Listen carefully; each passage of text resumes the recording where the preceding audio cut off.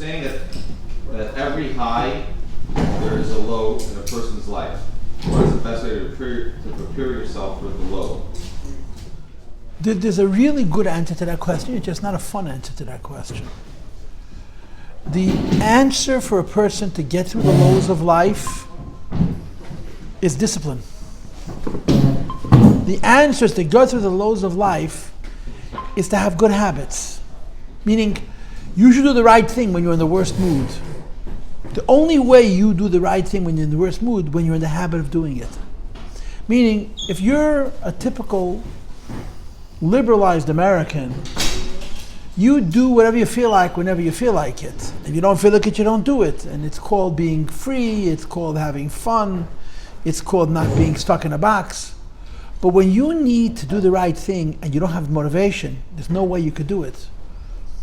That's what good habits give the person. If you were raised by strict parents and you hate them for it, you will one day, hopefully while they're still alive, realize what an unbelievable gift they gave you. They gave you the gift of doing the right thing when you're not at all interested, because they got you into the habit of it. America is such a liberal country, I guess the right word is focused on the individual, that even little kids, you don't want to hurt their feelings, you don't want to make them do anything. The argument is this is wholesome, this is important for self-esteem, this is important for self-identity, it's important for free will. It doesn't add up. The math doesn't add up. When you have a little kid, I spoke last week and a half ago, I spoke to 770 was women. There must have been 500 ladies. The room was full from end to end. And a mother came with a little girl. The little girl ran up on the stage and was grabbing the tablecloth. They put on the tablecloth for the rebbe, and we're just having a party. And the mother didn't think for a moment that maybe it was her responsibility to pull the kid away. And the kid was running amok. I'm talking, she's running all around me. And I finally said something to her. She wrote me a mean letter that I embarrassed her and I insulted her and I have to apologize. I mean, she has her story. So I reached out to Rabbi Majeski, who I thought could be some kind of, I said, Rabbi, you have to tell this woman that if she's going to treat her child like her friend, she's going to destroy her own life and she's going to raise a cripple.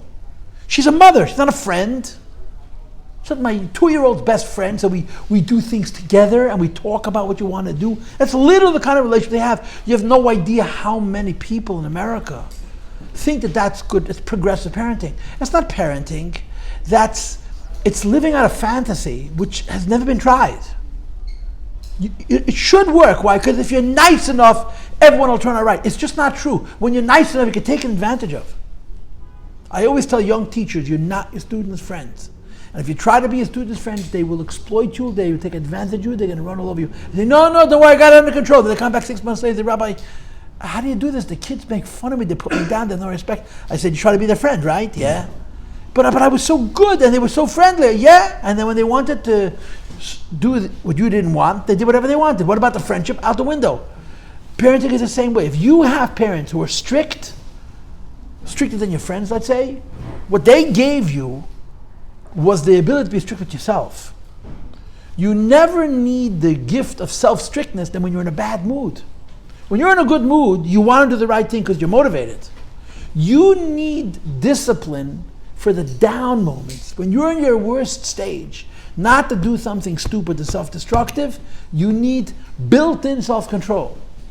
That builds up to you from your home, if you are disciplined. And if you were not raised that way, if you were raised in a home where you were very liberal, everything doing what you wanted, you need to teach that to yourself. You need to develop, it's a dirty word, but you need to have Kabbalah self. You need to accept the idea that you don't only do what you want when you want, you do it always. And then when you're in weak moments, you have what it takes to do the right thing and not do the wrong thing. And I want you to say in Tanya. In the Sha'ar Yichad V'Amud, Alter Rebbe has an introduction, an essay called Chinuch Katan.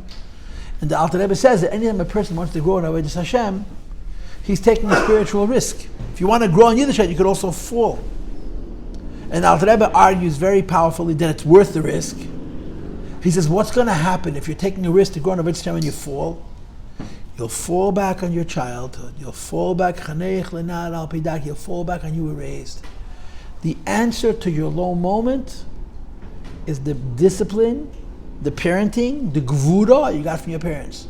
And if you didn't get it from your parents, you need to give it to yourself. That is the answer to that question, in my humble opinion.